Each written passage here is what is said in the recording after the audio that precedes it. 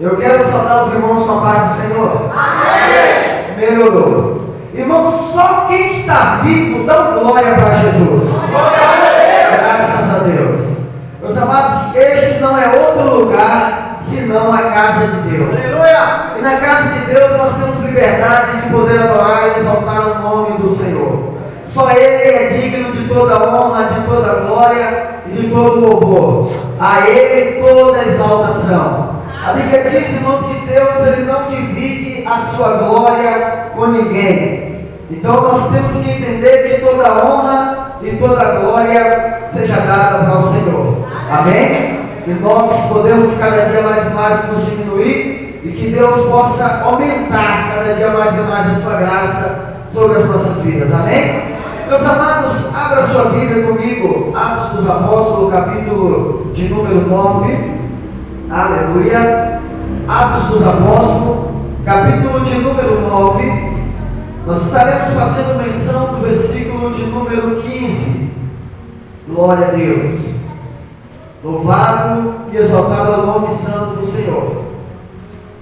Estou muito alegre por essa rica e poderosa oportunidade de poder estar aqui pela primeira vez, com essa grande responsabilidade de poder estar ministrando a palavra do Senhor, trazendo para os seus ouvidos, para o seu coração algo que aconteceu na minha trajetória, na minha vida, para que você possa entender que Deus de fato ainda faz milagres sobrenaturais nas nossas vidas, porque Ele tem um projeto com cada um de nós. Amém? Atos dos Apóstolos, capítulo de número 9.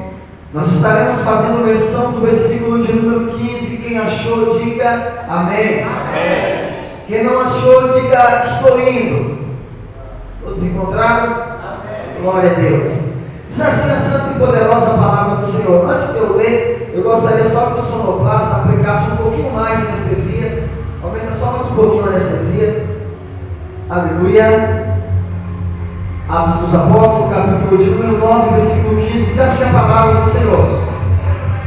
Disse-lhe, porém, o Senhor: vai, porque este é para mim um vaso escolhido, para levar o meu nome diante dos gentios e dos reis e dos filhos de Israel, e eu lhe mostrarei quanto deve padecer pelo meu nome.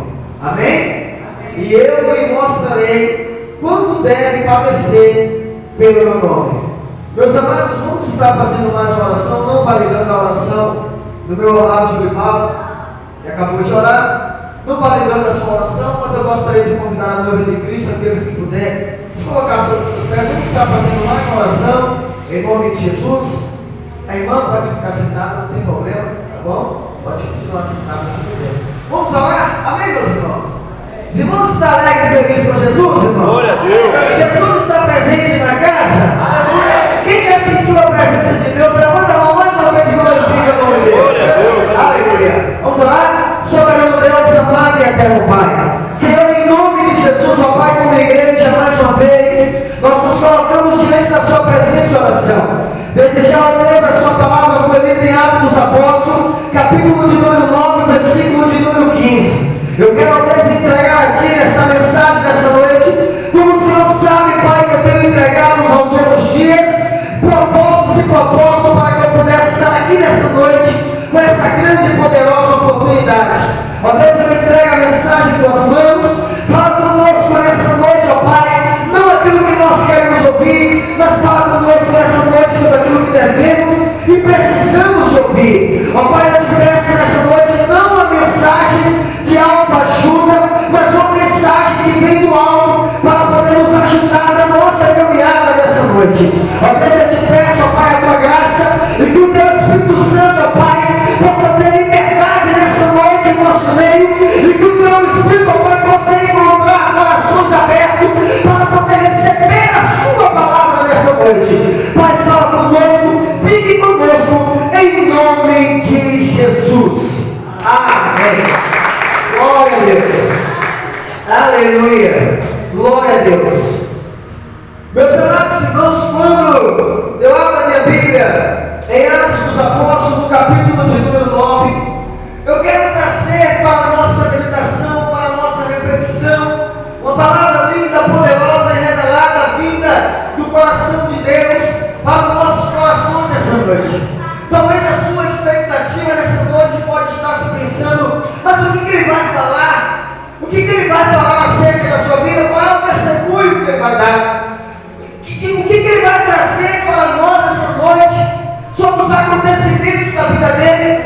E para te falar a verdade, até mesmo eu perguntei para Deus, falei, Deus, o que eu vou falar para a tua noiva nessa noite?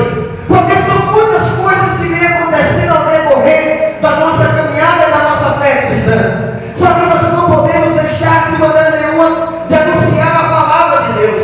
Porque o nosso propósito maior é de anunciar o Evangelho de Cristo, anunciar as boas novas, pregar a santa palavra com autoridade da maneira que ela tem que ser pregada. E quando eu abro a minha Bíblia no livro de Atos dos Apóstolos, eu encontro aqui nesta narrativa bíblica algo que aconteceu com a vida do apóstolo Paulo. Mas antes desses acontecimentos com a vida dele, de acontecer com ele, primeiro ele tem que ter um encontro verdadeiro com Jesus. A Bíblia diz em Atos dos Apóstolos, no capítulo de número 9, e o versículo de número 1, que Saulo, respirando ameaça para poder matar aqueles que encontrassem nos seus caminhos, porque nós entendemos, meus amados irmãos, que Saulo de Tarso, ele era perseguidor da igreja de Cristo. Saulo perseguia a noiva do Senhor. A Bíblia diz, meus amados irmãos, que quem Saulo encontrasse no seu caminho, ele matava. E a Bíblia diz que Saulo agora ele pede carta ao sacerdote para que ele pudesse ir para o caminho de Damasco, porque quando ele chegasse lá, quem ele encontrasse no caminho, ele mataria. Seja homem, mulher, criança, quem encontrasse ele mataria. Mas a Bíblia diz que agora Saulo, ele chega até o sacerdote, pede carta para poder ir para a cidade de Damasco, para que ao caminho daquela cidade ele matasse quem ele encontrasse. Mas a Bíblia diz, meus amados irmãos, que o sacerdote agora dá liberdade para ele. A Bíblia diz que quando Saulo de Tarso pega aquela carta escrita pela mão do sacerdote para poder ir perseguir a noiva do Senhor, a igreja de Cristo, aqueles que eram salvos do Evangelho, a Bíblia diz que Saulo agora com as cartas nas mãos, pega os seus ajudantes, os seus servos, os seus adeptos, e começa agora a ir a caminho de Damasco para poder destruir a igreja do Senhor. Haja visto que Saulo de Tarso, ele era um perseguidor da igreja. Saulo perseguia a noiva do Senhor. Só que eu acho interessante que quando Saulo pega agora essa carta de próprio punho nas suas mãos e vai a caminho de Damasco para poder destruir a igreja de Cristo, a Bíblia diz, meus queridos e amados irmãos, que indo ele a caminho, aconteceu que chegando perto de Damasco, subitamente o cercou um resplendor, uma luz do céu, o cercou diante dos olhos de Saulo de Tarso. A Bíblia diz que quando aquela luz resplandece diante de Saulo, a Bíblia diz que Saulo olha para o céu, e quando aquela luz resplandece diante dele, Jesus chega para ele e fala no meio daquela luz: Saulo, Saulo, por que tu me persegue? Tudo é para ti recalcitrar contra os meus aguilhões. A palavra aguilhões no hebraico significa poder. Então Jesus está dizendo: Saulo, tudo é para ti recalcitrar contra o meu poder. Aí a Bíblia diz, meus amados irmãos, que quando Saulo tem um encontro com Jesus no caminho de Damasco, a Bíblia diz que Saulo cai por terra, e aquelas pessoas que estavam ali com Saulo, ouvindo aquela voz, mas não via quem chegou diante dele. Você vai entender por que eu estou falando acerca de Saulo, para depois de passar o que Deus quer acerca de nós nesta noite. É preciso primeiro nós entendermos o que aconteceu com Saulo de Tarso, que era perseguidor da igreja, e depois de tanto ele passar a perseguir a igreja, depois de Saulo em Cristo, ele passa a ser perseguido. De perseguidor passa a ser perseguido. Uma pessoa que perseguia a igreja, uma pessoa que perseguia o caminho de Cristo, quando ele tem um encontro verdadeiro com o Senhor, agora por causa disso ele vai passar a ser perseguido. Então uma pessoa que perseguia a igreja, quando ele tem um encontro com Jesus, agora ele passa a ser perseguido. Saulo agora não cai por terra, e a Bíblia diz que Saulo fica cego, caiu nos seus olhos. Diante daquela luz, Saulo fica cego e Saulo volta para Damasco. A Bíblia diz, meus amados irmãos, que não temos tempo suficiente para poder esmiuçar esse assunto, porque eu quero chegar onde Deus quer falar conosco nessa noite, através do que Deus falou ao meu coração nessa tarde. Mas primeiro, meus amados irmãos, eu quero te mostrar que para você ser servo do Senhor, você vai passar por perseguição no seu ministério. Não pensa você que para fazer a obra de Deus, as pessoas vão estar só sempre do seu lado. Não! As pessoas vão te perseguir, as pessoas vão te humilhar, mas não significa que porque você vai passar por perseguição, você não vai ser vitorioso. Deus tem um propósito para cada um de nós.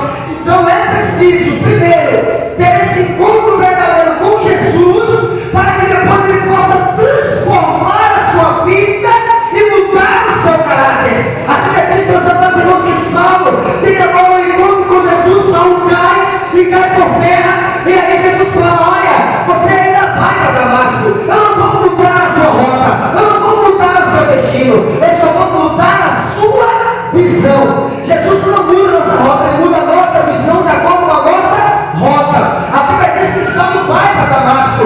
Quando Saulo chega em Damasco, irmão, a Bíblia diz que Saulo agora estava sem visão, havia perdido a sua visão, e agora Saulo achava que estava esquecido, porque quando Deus tem um propósito com nós, por mais que nós podemos entender que estamos esquecidos, mas tudo é um procedimento, tudo é um processo, tudo é uma matéria na nossa vida. Não significa que você está esquecido, que você não é mais escolhido. Às vezes nós passamos por um período de esquecimento, mas Deus não nos esquece. Saulo achava que estava esquecido. Quando Saulo pensava que não tinha mais jeito para o seu ministério, a Bíblia diz que Deus chega para o profeta Ananias e fala: olha, Ananias, vai na rua chamada direita, e quando você chegar lá, você vai ver um homem chamado Saulo de Tarso. Você vai ungir ele para ser o meu escolhido. A Bíblia diz, irmão, que Ananias era um profeta da época. Quando Ananias recebe essa mensagem de Deus, que era para ele ir para a cidade de Damasco, para poder ungir Saulo de Tarso, a Bíblia diz que agora Ananias chega para Deus e fala: Senhor, mas não era esse que perseguia a igreja, não era esse que queria matar os cristãos, não era esse que queria matar a tua noiva. Aí Deus chega para Ananias e fala: Ananias, vai. Aí a Bíblia diz no versículo de número 15, que ora nós acabamos de ler: disse-lhe, porém, o Senhor: vai, porque este é para mim um vaso escolhido. Escolhido para quê? Escolhido para levar o meu nome. Levar o meu nome para quê? Levar o meu nome para diante dos gentios, diante dos reis, diante dos filhos de Israel. Só que quando você passa a pregar o Evangelho de Cristo com autoridade e da maneira que Deus quer que você prega, você passa a ser perseguido. Antigamente você perseguia a igreja, só que hoje, irmão, por causa de você se tornar um pregador do Evangelho, Deus te escolheu, te salvou, te purificou, te transformou. Agora quem perseguia vai ser perseguido. E aí Deus fala para Ananias, para Saulo: olha, Saulo, agora eu te mostrarei o quanto que você vai padecer pelo meu nome. Agora eu vou te mostrar o quanto que você vai padecer pelo meu nome. Você perseguia a igreja, não perseguia? Só que agora você tem um encontro com Jesus. E quem tem um encontro verdadeiro com Jesus, irmão, a vida dele muda, a vida dele é transformada, a vida dele é mudada. Em Damasco, a Bíblia diz, irmão, que quando Saulo vai para a cidade de Damasco, que era uma cidade no centro comercial, localizada aproximadamente 240 quilômetros do nordeste de Jerusalém, ali na província romana da Síria, várias rotas comerciais ligavam para Damasco. Só que a Bíblia diz que quando Saulo vai para Damasco, ele achou que Deus iria mudar a sua rota. Só que Deus queria que ele fosse lá. Quando ele chega lá, a Bíblia diz que Ananias ora por ele. Aí a história diz que cai nos olhos de Saulo de Tarso, escamas caíram nos seus olhos, e a partir daquele momento que as escamas caíram nos olhos de Saulo, Saulo agora começa a anunciar o Evangelho. E aí agora, quando Saulo começa a anunciar o Evangelho, as pessoas começam a duvidar se Saulo tinha se convertido a Cristo ou não. As pessoas começam a duvidar se Saulo agora era um homem convertido ou não, ou se estava ali no Evangelho para ficar de brincadeira. Aí quando eu ouço essa passagem bíblica, que muitas pessoas duvidam do cristianismo de Saulo, de Paulo, você acha que alguém não duvida também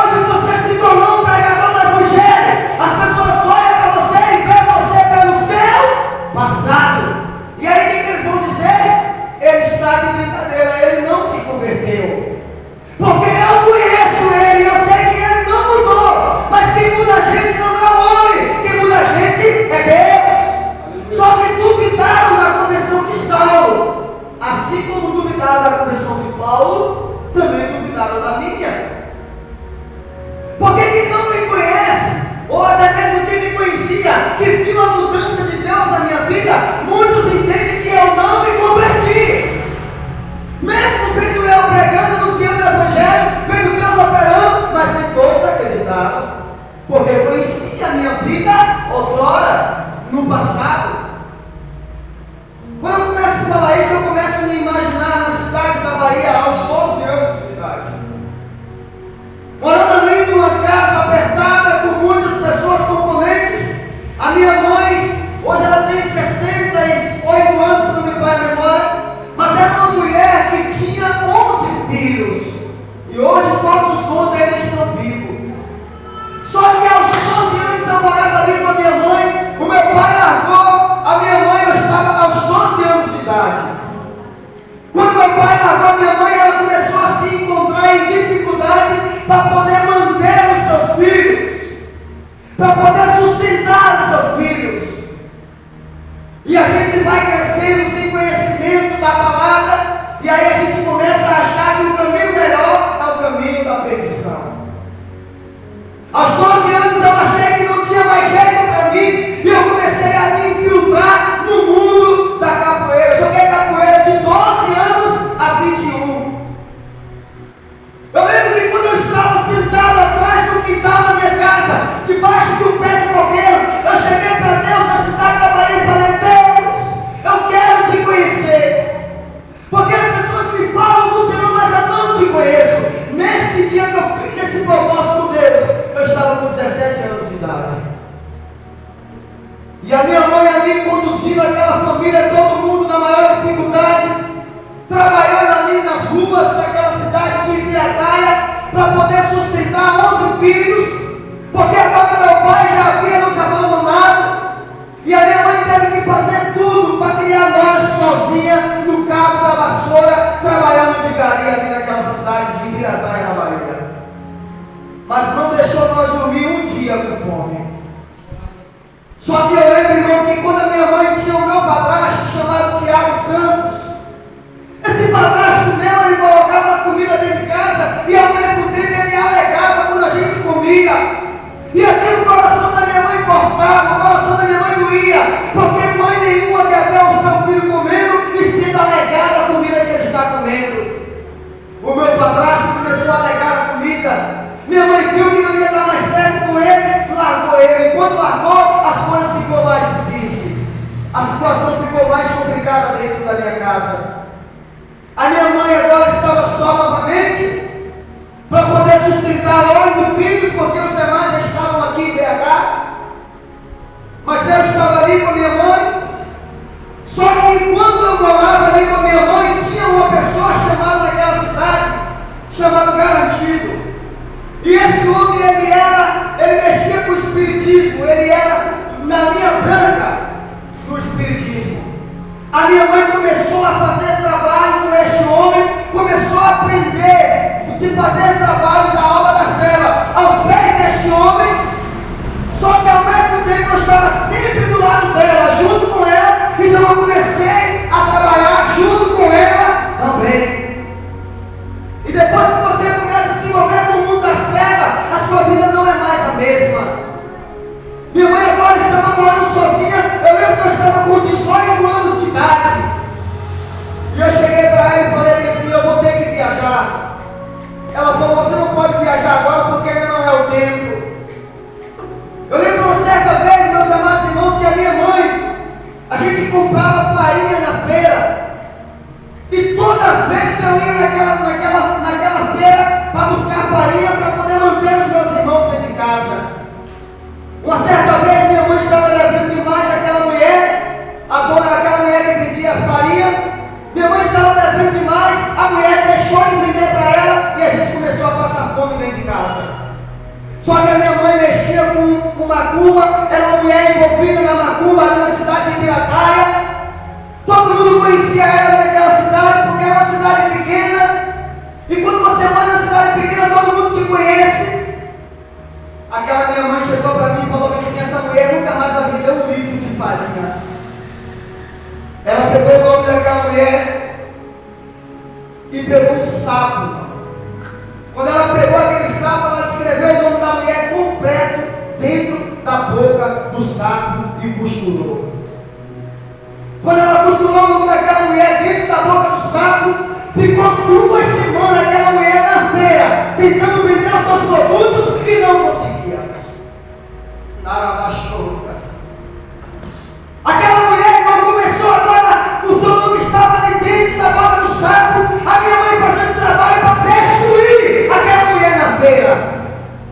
A mulher não vendeu mais nada de farinha. Depois de 2 semanas eu voltei na feira, aquela mulher que vendia farinha estava magra, chegando à beira da morte.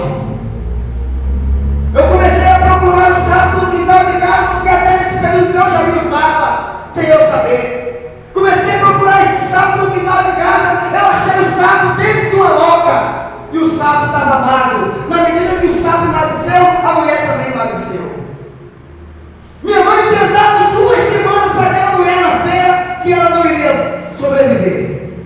A mulher emagreceu, ficou tísica igual, ficou magra.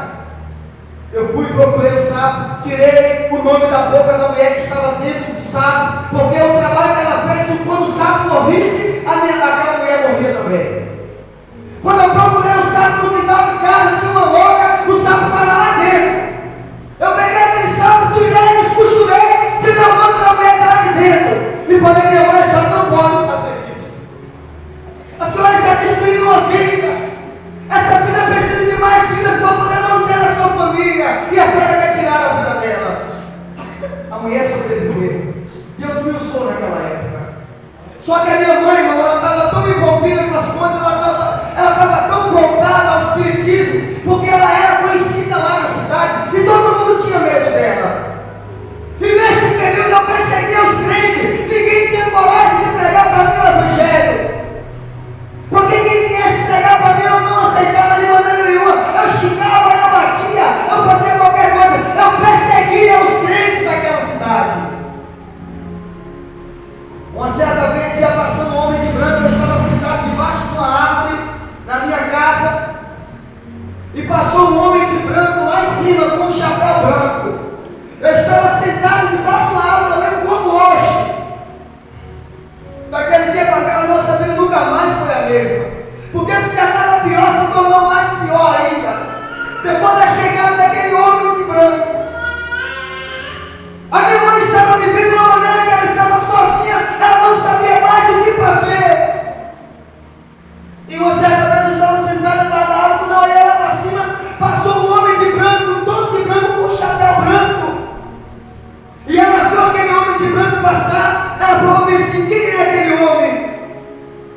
Eu falei, mãe, deve ser um pastor. Ela falou, não é um pastor, ele é um pai de santo.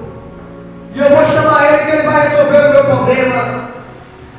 Aí minha mãe foi, irmão, chamou esse homem para fazer um trabalho, para que o meu padrasto voltasse para casa. E nesse trabalho, presta atenção, e nesse trabalho que esse homem começou a fazer, para que o meu padrasto antigamente voltasse para minha mãe, ele virou um cigarro de cabeça para baixo, com o nome da minha mãe, dentro de um pires e mel, dentro de um pires. E a minha mãe virou a cabeça. A minha mãe não era mais a mesma. A minha mãe doía a cabeça se não visse aquele homem. Aquele homem chamado São Nilton. Aquele homem chamado Nilton. Ele era um pai de santo. Aquele homem entrou para dentro da minha casa. Eu estava mais ou menos aproximadamente uns 19 anos. Eu tinha uma irmã que estava aproximadamente 15 anos. A outra estava aproximadamente 12 anos. E a minha mãe coloca aquele homem dentro de casa, sem conhecer, sem saber de onde ele veio, porque era um pai de santo. Aquele homem começou a fazer trabalhos dentro de casa. Eu comecei a ver cultos de libertinagem dentro de casa. Eu comecei a ver coisas diante dos meus olhos que eu não acreditaria que acontecia, mas eu só acreditei quando eu vi. Quando eu ia dormir às noites, irmãos, eu via sombra voando por cima. E quando eu abria os meus olhos, eu não via nada. E aquele homem fazia trabalho a todo momento. Só que na época eu já jogava capoeira e eu entendia que o que eu estava fazendo agrado ao Senhor. E não estava. Porque a capoeira também ela envolve muitas coisas, porém tudo debaixo do pano. Às vezes você acha que não, mas envolve muitas coisas. Porque eu joguei de 12 a 21 anos, estudei a raiz da capoeira, a história da capoeira. Eu sei o que é capoeira. Uma certa vez eu estava minha mãe estava fazendo um trabalho com esse homem chamado seu Nildo, e a minha irmã estava na beirada do quarto, olhando esse trabalho sendo executado. E aí uma pessoa, irmão, que entrou dentro da minha casa para fazer um trabalho, para que a minha mãe, para que o meu padrasto antigamente voltasse, este homem já começou a ter contato, relações com a minha mãe. Esse homem chamado Samuel começou a ter relações com a minha mãe já começou a mudar, a sua visão não era mais a mesma, tudo era este homem. Teve um dia, Jurival, que ele tomou 51 litros de cachaça, 51 dentro de casa, e não ficou bêbado, porque o tranca-rua estava no corpo dele. Teve uma vez que a minha tia entrou dentro da minha casa e os dois fizeram um culto de libertinagem, porque no corpo da minha tia estava o espírito da pombagira. E os dois começaram a fazer culto de libertinagem, prostituição na frente da minha mãe, e para eles tudo era normal. Esse homem fez um trabalho. Esse trabalho que esse homem fez, ele já virou o disco que fez um trabalho para minha irmã. Minha irmã na época tinha 15 anos de idade. Ele fez um trabalho para minha irmã. Minha irmã virou a sua cabeça e fugiu com esse homem. Enganava minha irmã, pegava extrato de tomate, colocava nas suas partes íntimas e dizia que a virgindade estava descendo e não estava mais. Esse macumbeiro tinha tirado a virgindade da minha irmã. Minha irmã com medo de falar para minha mãe, de sofrer retaliações, fugiu com esse macumbeiro. Esse macumbeiro ficou 20 anos e a gente não sabia onde que a minha irmã estava. E depois o tempo passou, porque eu não tenho tempo suficiente para falar aquilo que eu deveria falar. O tempo não espera. Esse homem chamado seu Nildo fugiu com minha irmã.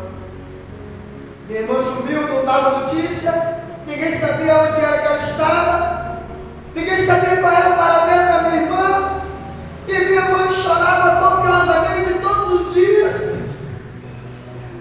porque sabia que tinha perdido a sua filha, mas não sabia o que tinha acontecido. E a minha irmã, com vergonha de falar o que aconteceu, decidiu fugir. Um macumbeiro que era meu padrasto se tornou meu cunhado por causa de obra das trevas. Se tornou meu cunhado, sumiu, ninguém sabia onde ele estava. A gente chorava todos os dias. Ninguém sabia mais o que fazer. Esse homem sumiu, ninguém conheceu ele mais. Ninguém conhecia. E depois, quando eu aceitei Jesus, irmão, eu tempo nos pés. Quando eu aceitei Jesus, comecei a orar, comecei a jejuar, pagar o preço pela minha família, comecei a orar pela minha mãe. Teve um mês que eu emagreci 8 quilos só orando, jejuando por causa da minha mãe, e sofrendo reparações do mundo astral, porque Satanás não quer que você ore e interceda por alguém que está aprisionado. Depois de 20 anos, Jurival conhece. Depois de 20 anos, a minha irmã aparece. Grávida, já tinha uma filha de 15, grávida desse homem. E aonde ela morava, ela estava lá no sítio do Conde, uma cidade na Bahia. Existe o Conde e existe o sítio do Conde. Só que lá no Conde, esse macumbeiro chamado seu Nildo, ele era muito conhecido. As pessoas temiam ele porque ele tinha uma autoridade na onda das trevas. Então as pessoas tinham medo de mexer com ele. Minha irmã morando com ele, minha mãe agora já estava saindo aos poucos do espiritismo, já estava caminhando aos poucos para a igreja. Eu já quero adiantar aqui porque eu quero chegar onde eu quero. E aí a minha irmã aparece lá no sítio do Conde. Depois das redes sociais ficou mais fácil, ela apareceu no sítio do Conde. Comecei a conversar com minhas irmãs, com os meus irmãos, falando: vamos orar, vamos colocar um propósito diante do Senhor, para que a minha irmã possa aparecer e vir para casa, pedir perdão da minha mãe e mudar a sua vida. A minha irmã, irmão, ela nunca foi feliz de verdade. E aí eu conversando com ela, ele não queria que ninguém pregasse para a sua família, isso depois, domingo. Ele não queria que ninguém pregasse para a sua família, para a sua esposa, para os seus filhos. Ele não aceitava crente, ele não aceitava cristão. Quando falava de crente perto dele, ele mudava o seu semblante. E você tinha que ter autoridade para expulsar o que estava no corpo dele. Porque se você não tivesse, era melhor nem falar de Deus para ele. Uma certa vez ele chegou para minha mãe e falou assim: olha, se um dia entrar um louvor dentro da minha casa, vai ser através do seu filho chamado Kleber Santos, que é o meu irmão. Mas eu não gosto de pastor, não quero saber de pastor, não quero mesmo pastor, porque eu sou assim, assim, assim, ninguém vai me mudar. Isso ele falava direto. Conversei com a minha irmã Joselita, conversei com ela, marquei para mim estar indo visitar ela, não sabia onde era, marquei para estar indo ali na casa dela visitar ela, e isso, irmão, já orando, já buscando, já jejuando, para Deus fazer a obra. Uma certa vez eu estava orando, conversando com a minha irmã, ele pegou no telefone e tomou. Quando ele tomou, na autoridade de Jesus, eu repreendi o espírito que estava sobre o corpo dele. Ele caiu endemoniado na sala, babando. A minha irmã chegou para mim e falou: o que você fez com ele? Ele está babando na sala. Eu falei: você só levanta a mão que na autoridade de Jesus ele vai ser liberto. O Marco Bergo, conhecido ali na cidade do Conde. Cheguei para ela e comecei a pregar. Todos os dias eu pregava para ela. E ela não queria de maneira nenhuma perdoar minha mãe por causa de tudo que tinha acontecido. Minha mãe também não perdoava ela por causa de tudo que tinha acontecido. Resumindo, cheguei nas minhas férias. Julival viu, tem mensagem lá no YouTube, lá tem muitos vídeos lá. Até conversei com o Julival que se tivesse mais tempo, tá aí jogando na tela os acontecimentos, porque eu estava lá na casa dele. Eu tenho vídeos no meu celular, eu gravando com ele. Um homem que tinha 52 filhos na cidade, e agora estava com a minha irmã, só com a minha irmã já tinha 68 anos de idade. 52 filhos, ali na cidade do Conde. Eu pregando para ele, falando de Deus para ele, eu estou resumindo. Eu falando de Deus para ele, falando que Jesus salva, falando que Jesus cura. Ele chegou para mim e falou assim: você tem coragem de me receber na sua casa? Eu olhei para minha esposa e falei: e agora? Você tem coragem? Ela falou: eu tenho. Eu liguei para ele e falei: eu tenho, pode vir. E aí ele veio, irmão, do sítio do Conde para BH, para Belo Horizonte.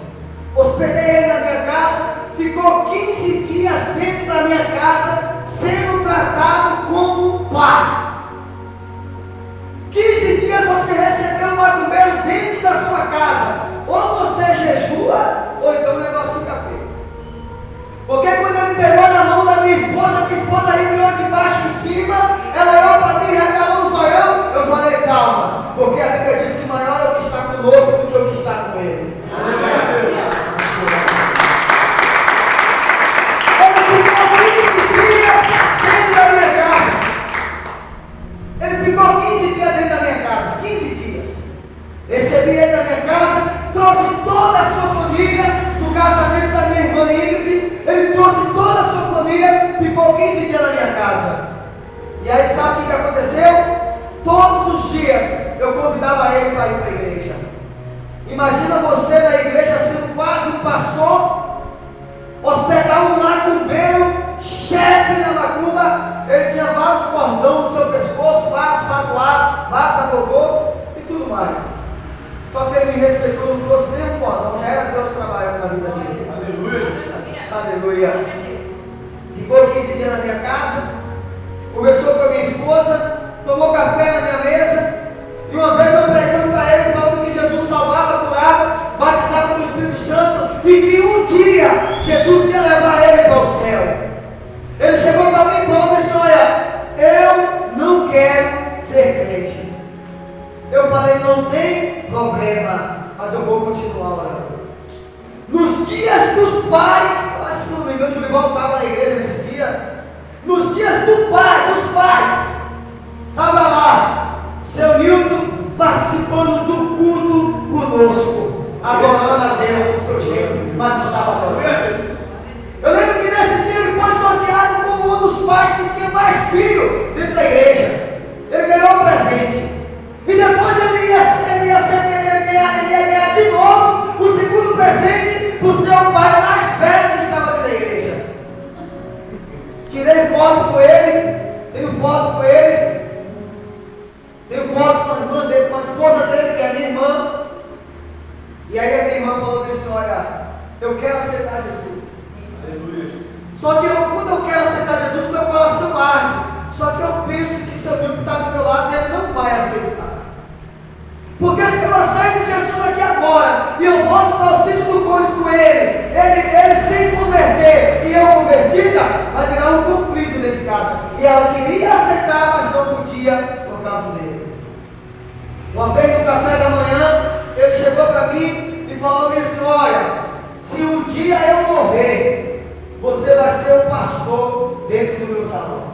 Ele falou para mim isso dentro da minha casa. Imagine um macumbeiro falar para uma pessoa que já é pastor, quase pastor, que um dia você vai colocar uma congregação dentro do salão dele. Deus é lindo, Júlio. Deus é lindo, pastor. Eu lembro que quando ele voltou, cadê o relógio, pastor? Eu lembro que quando ele voltou para a cidade do Conde, ele já voltou com o seu coração transformado, já não foi mais o mesmo. Os trabalhos dele não teve mais êxito. A minha irmã, quando entrava no salão, as mosquias não desciam, porque dizia que uma luz estava atrás dela e aquela luz atrapalhava dos espíritos descer. A minha irmã, quando chegava dentro do salão do centro de Macumba, ele começava a fazer os seus trabalhos. Ele dizia para minha irmã: olha, você tem que sair daqui, porque tem uma luz que está atrapalhando dos meus guias descer. Era a luz, era Cristo. Aí, meus amados irmãos, eu cheguei para ele, liguei para ele e falei assim: eu vou aí me visitar. Marquei a viagem para ir para a cidade de lá, nas minhas férias. Isso ele já tinha vindo para cá, para minha casa, ficou hospedado 15 dias. Aí o que ele pensou? Se ele me hospedou e me recebeu bem, eu vou hospedar ele e vou receber bem também. E nós temos esse propósito. Marquei para estar indo para lá, para ir para a casa dele. Só que o propósito nosso é totalmente diferente do propósito de Deus. E o propósito de Deus é melhor e maior do que os nossos. O meu propósito era poder ir lá, conversar com ele, dialogar e querer que ele aceitasse a Cristo e ganhasse almas para o reino de Deus. Mas o propósito de Deus na vida dele era só de salvar. E foi o que Deus fez, resumindo. Peguei minha família, tem vídeos lá no canal, eu trabalhando, eu na praia com a minha família, eu pregando, eu com ele, eu com a minha irmã. Falei de Deus para ele, minha irmã falou de Deus para minha irmã.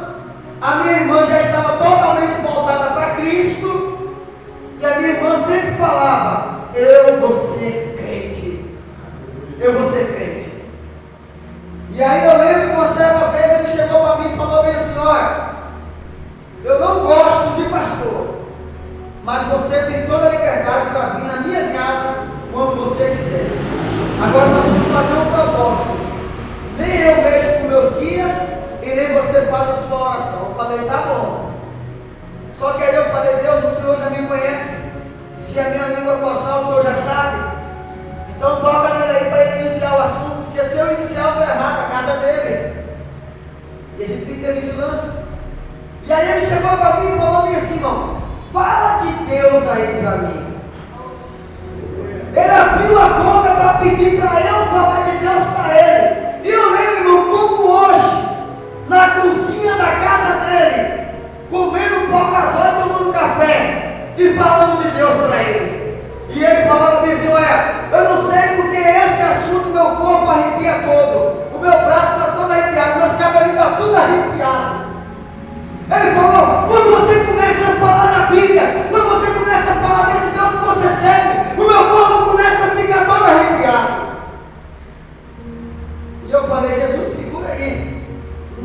manifestar não. Segura aí, deixa para a hora certa. Porque criança no meio não vai entender. Imagina manifesta uma legião para você expulsar, ela não trabalha nada. Mas você não tem que ter medo. E aí, irmão, resumindo, preguei para ele, preguei para minha irmã aceitou Jesus. Aí ele vai e fica doente. Quando ele ficou doente, apareceu vários tipos de enfermidade nele, de uma hora para outra. Minha irmã começou a pregar para ele sobre o Deus que você cura. Minha irmã pregava para ele e dizia: olha, seu Nilton, aceita o Jesus de Gilvan, aceita o Jesus de Josinete, aceita o Jesus que eles pregam. Só que até então ele não queria aceitar. Por quê? Porque ele entendia que ele ainda seria curado e que poderia continuar. Só que quando ele viu que não tinha mais jeito, Jesus também já estava trabalhando no seu coração. Ele foi parar no hospital, quase morto. A gente começou a orar e eu falei: Jesus, salva seu filho, salva ele, porque eu gosto dele, eu amo ele. E eu comecei a falar com Deus, irmão, para salvar ele, para não deixar ele morrer sem a salvação. Eu lembro uma vez que eu estava jejuando em prova da vida dele, e quando eu fui levantar, parece que veio uma mão e me abaixava, aquela mão pesada. O inimigo não queria que eu orasse, porque o inimigo sabia que Deus estava salvando a vida dele. Aí depois ele foi para o hospital, para uma cidade vizinha. A minha irmã começou a pregar para ele, começou a falar de Deus para ele, pediu para que, se ele aceitasse, ele fizesse um sinal. Ele estava tão ruim, porque ele não fazia mais, não esboçava mais reação nenhuma. Ele já estava à beira da morte. E aí ela falou bem assim: seu Nilton, se você quiser aceitar Jesus, dá um sinal. Eu lembro, irmão, eu lembro como hoje. O sinal que ele deu, sem força, cansado, o sinal que ele deu, desceu lágrimas dos seus olhos. Aleluia. Aquele homem já estava à beira da morte, o irmão já não tinha mais jeito, parece que não tinha mais cura. Ele aceita Jesus dentro do hospital, no leito de enfermidade, desceu lágrimas dos seus olhos. E a minha irmã falou bem assim: ele aceitou Jesus. Quando a minha irmã falou, ligou na chamada de vídeo para a família, e falou: ele aceitou Jesus. Irmão, você não sabe a alegria que eu fiquei ali naquela empresa. Passou 2 dias, Jesus começou a curar ele. Jesus começou a curar para mostrar, irmão, que ele cura, para mostrar que ele faz. Depois de 2 dias, ele morreu. Depois que ele morreu, a minha irmã ficou sem o chão nos pés, não sabia mais o que fazer, tudo novo para ela. Ele tinha 7 livros na sua casa que nem ele lia, porque o livro era pesado, era livros de magia negra, era livros pesados na obra das trevas. Ela falou que quando ela pegava aquele livro, até a cabeça dela começava a doer, só de tocar no livro. Ela chegou para mim, mandou uma mensagem e falou bem assim: olha, eu quero que você venha aqui para o sítio do Conde, porque tem algo para você fazer aqui, que eu não quero fazer. Eu quero que você ore, eu quero que você jejue, eu quero que você faça um propósito, porque eu quero que você venha para cá, porque eu quero que você quebre o centro de Macumba. Eu quero que você dê um fim desses 3 atabaques. Eu quero que você entre num quartinho chamado Quartinho Rancó, que era onde ele dava banho nas pessoas, que era onde ele fazia os trabalhos, que era onde ele jogava cinza de animal sobre a sua cabeça, que era onde ele bebia fezes de urubu, que era onde ele bebia sangue de galo, era onde ele tomava banho e ficava 7 dias sem ter relação com a minha irmã, era onde ele ficava transformado. 6 meses ele se vestia de homem, 6 meses ele se vestia de mulher, manifestando o espírito tranca-rua e o espírito da pombagira. Minha irmã, quando ela pisava os pés na porta do quarto, ela não tinha força para entrar. Ela chegou para mim e falou: quero que você me cara. Eu falei: Deus, vai na frente. Comecei a orar, comecei a jejuar. Eu tenho vídeos lá no canal, quebrando o centro de macumba, quebrando tudo, quebrando o atabaque, entrando naquele quartinho, fazendo a oração, meu corpo arrepiando de baixo e de cima. Eu vou te dizer que eu estava com medo, porque a obra das trevas ela é real, assim como a obra das luzes também é. Eu entrei naquele quartinho, meu corpo arrepiou, não tinha ninguém dentro do quarto, eu olhava para um lado, eu olhava para o outro, parece que tinha duas pessoas do meu lado. Eu não falei isso para minha esposa, porque senão ela iria ficar temente. Mas eu lembro que quando eu entrei no quarto pelo segundo dia, quando eu estava no jejum e oração, eu vi um homem de branco altão. E chegou para mim dentro daquele quarto e falou assim: você é muito ousado. E eu lembro que aquela voz falou comigo: você é muito ousado. E eu falei para aquela imagem, a altura de quase 2 metros atrás de mim, eu falei: eu sou ousado porque maior é o que está comigo. E foi 6 dias para quebrar aquele centro de macumba, quebrar tudo ao redor. E eu lembro que quando eu quebrei, que eu estou resumindo de fato, eu lembro que quando eu quebrei aquele centro de macumba, juntei com todos os meus irmãos que estavam ali naquele lugar junto comigo, e nós fizemos um culto em adoração a Deus. Glória a Deus.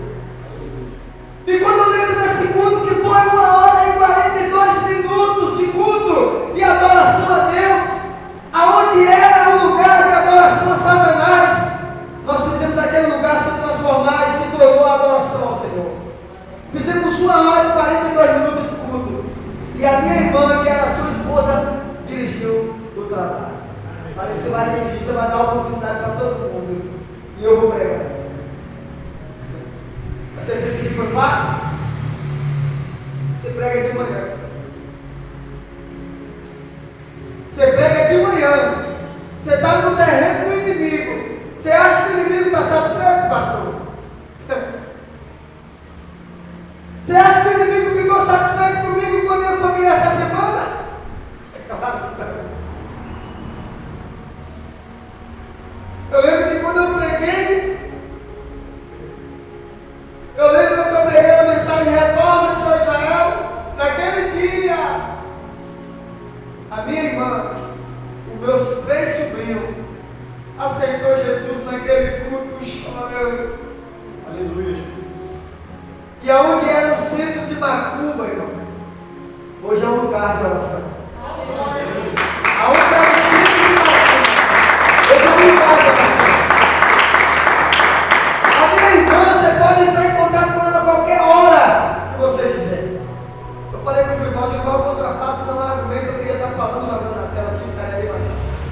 Mas eu vou deixar para a próxima vez. Mas se você tiver curiosidade, vai lá no YouTube, depois procura. Eu quebrando o salão, fazendo tudo ali na sua casa. Hoje ela adora o Senhor. Para resumir, hoje a sua filha aceitou Jesus. Hoje a sua filha é casada, seu esposo aceitou Jesus. Hoje a minha irmã, que era a esposa dele, aceitou Jesus. Faz parte hoje do círculo de oração da Assembleia de Deus no Conde. Hoje o meu sobrinho, Josivan, aceitou Jesus. Hoje ele senta com os jovens lá no círculo do trabalho, lá na Assembleia de Deus no Conde. E a minha criancinha, a minha sobrinha Érica, hoje faz parte do conjunto das crianças. Hoje todos estão na presença de Deus. E se você quiser ir lá qualquer dia tomar um banho na praia do Conde, é só me falar que nós vamos lá. E eu vou te levar, você não vai pagar nada. A minha irmã tem uma casa lá na beira da praia, lá no Conde. Amém, meus irmãos? Eu lembro que meu cunhado, o seu Nilton, aceitou Jesus chorando no hospital. Minha irmã aceitou Jesus. Faltar a minha tempo aqui de falar o que aconteceu na empresa. Não sei se pode citar o nome, porque vai para as redes sociais, temos que tomar muito cuidado. Mas eu lembro que eu estava com um trabalho de oração, para resumir, já é um outro caso. Eu estava com um trabalho de oração em uma determinada empresa em 7 Lagoas, e esse trabalho que eu tinha de oração ali naquele lugar, irmão, todo dia pela manhã eu fazia oração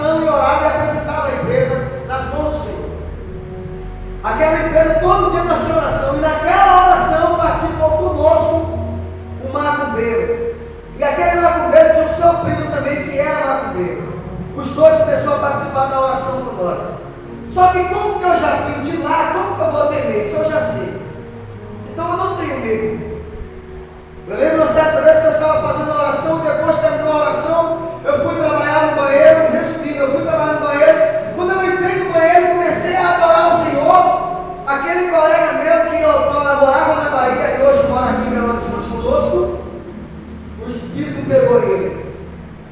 E quando o Espírito maligno pegou ele começou a travar os seus dedos, começou a ringir os seus dentes, começou a sair uma baba branca da sua boca, o Espírito maligno no corpo dele, e eu comecei a orar e colocar as mãos sobre ele, e tinha uma legião de demônios na vida daquele jovem. Aquele jovem tinha um cordão no seu pescoço que veio da Bahia. Esse cordão, irmão, veio 3 cordões consagrados para matar esses 3 jovens que usou esse cordão asfixiado. E o Jurival conhece esses 3 jovens. E eu orando para esse jovem, tentando expulsar o demônio que estava sobre a vida dele, Deus falou para mim, irmão, eu ouvi a voz de Deus falando para mim: quebra o cordão, porque senão não sai. Quando eu peguei no cordão, meu corpo arrepiou todinho, Jurival. Quando meu corpo arrepiou, irmão, Deus me mostrou uma mulher com uma saia rodada branca e o nome desses 3 jovens dentro do pires. E mel e uma vela acesa para matar esses 3 jovens. Só que Deus me mostrou os 3 jovens e me mostrou os 3 cordões. Este jovem que estava trabalhando conosco ali, ele foi liberto da glória de Jesus. Eu orei, quebrei o cordão, ele foi liberto. Jesus libertou ele. E aí eu falei: Deus, o Senhor me revelou 3, ainda tem 2. Cadê os 2? Está onde? E eu lembro uma certa vez que eu estava participando de um culto na igreja do pastor Adão, e chegou lá, o Espírito pegou o outro. Quando o Espírito maligno pegou o outro, já era o segundo, ele estava com um cordão igual. O primeiro que usava esse cordão, ele estava com um igual. Deus me mostrou 3. E aí o Espírito pegou esse segundo, nesse culto de libertação. Esse homem pulava, esse homem ringia, esse homem queria quebrar o banco das igrejas. Porque, irmão, tem que ter autoridade. Se você não orar, não jejuar, Jesus falou que é a casca de demônio que só sai com jejum e oração. Você tem que estar em oração para mexer com a obra das trevas. Eu comecei a orar para esse jovem, o irmão conhece o nome dele. Eu comecei a orar por ele. O Espírito pegou ele nesse dia, quase que ele quebra a sua boca nesse culto. Orei para ele, Jesus libertou ele. Nesse dia, veio uma missionária da Bahia que me ajudou na oração. Aí passou mais ou menos 3 semanas, falei: Deus, falta um. E aí eu saí caçando, eu se tornei um caçador de demônio. Porque depois que eu expulsei o demônio que estava na vida desse primeiro jovem, eu saí caçando os outros 2, que eu falei: vai se manifestar na vida desses 2 também. E Deus me mostrou 3. E eles participaram da oração. O terceiro, Satanás conseguiu destruir o casamento dele. Mas ele foi liberto. Passou um período na igreja, casou de novo e não deu certo. Mas, irmão, se nós não tivermos compromisso com Deus, nós não vamos para lugar nenhum. Temos que ter compromisso com o Senhor. Mas Jesus libertou todos os 3. E nessa empresa, eu vou falando, mas vai me lembrando tudo. Nessa empresa, a filha do dono dessa empresa tinha 4 meses que ela não saía de dentro do quarto para nada. Quando ele viu Deus fazendo essa obra de libertação na vida desses 3 jovens, ele chegou para mim e falou assim: olha, eu quero que você vá lá na minha casa, porque eu sei que você é pastor, e a notícia já se espalhou que Deus te usou aqui, então eu quero que você vá lá na minha casa. Só que quando eu fui na casa dele, ele não me falou nada. Chegando lá, ele me relatou o que era. Ele falou: a minha filha tem 4 meses que não sai do quarto para nada. A menina estava sofrendo pela obra das trevas, sofrendo com a síndrome do pânico, sofrendo com depressão e tudo mais que você pensar. Eu lembro que quando eu cheguei na porta desse quarto, Deus falou para mim: volta e vai te preparar. Quando Deus falou para mim: volta e vai te preparar, eu voltei para casa e falei para ele: olha, depois eu volto. Quando eu pisei os pés na porta do quarto dele, Deus falou para mim: volta e vai te preparar. Quando eu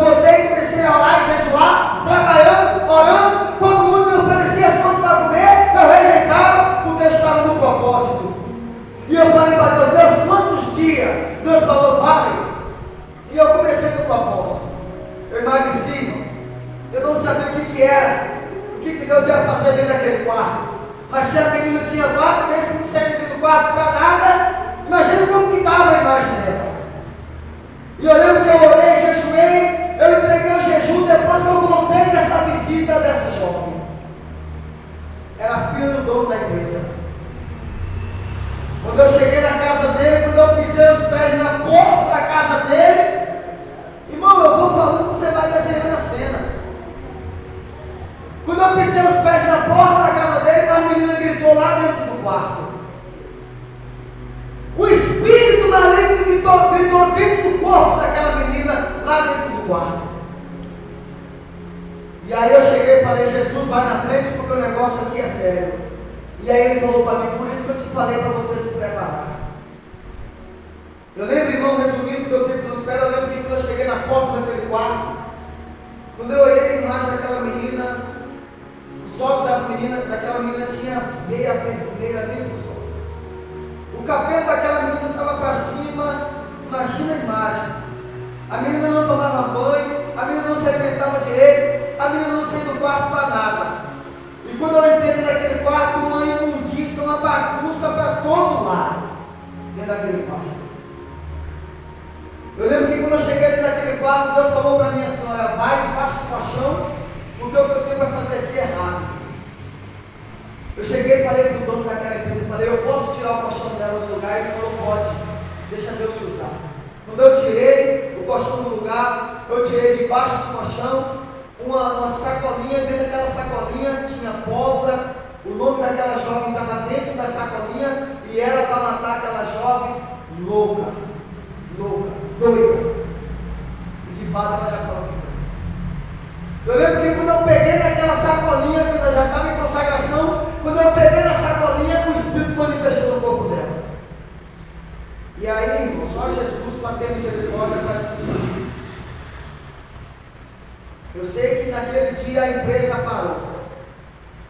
O acontecimento na casa da Guilherme, através do que aconteceu. E aí eu comecei a orar pelaquela jovem, Jesus libertou ela, porque o que aconteceu dentro do quarto, faltava minha tempo aqui de falar, eu não tenho tempo suficiente, porque a espada já está ficando comprida demais. E aí eu cheguei para ele e falei, minha senhora, a sua filha está liberta. Por isso que Jesus pediu para mim se preparar. Depois de 3 meses de rival, aquela jovem saiu do quarto, começou a fazer os seus trabalhos dentro da empresa, e aquela mulher era supervisora de 4 setores dentro daquela empresa.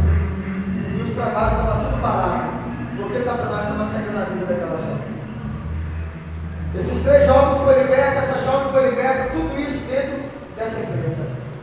Deus salvou meu cunhado, meu padrasto, nem sei o que falar mais. Deus salvou a minha irmã, salvou a família da minha irmã. Eu estava conversando com o Gilval, esses dias eu liguei para ele e falei, como é que está? Ela falou, aqui está tudo bem. Mandou uma foto para mim, agora no Senhor, no ciclo de oração. Jesus está fazendo a hora. E a minha irmã, e a minha mãe, eu não falei muito sobre ela, porque eu queria chegar na passagem do seu Milton. O Gilval conhece a minha mãe, que era macumbeira, se tornou dirigente do ciclo de oração da Assembleia de Deus, lá na cidade de Deus.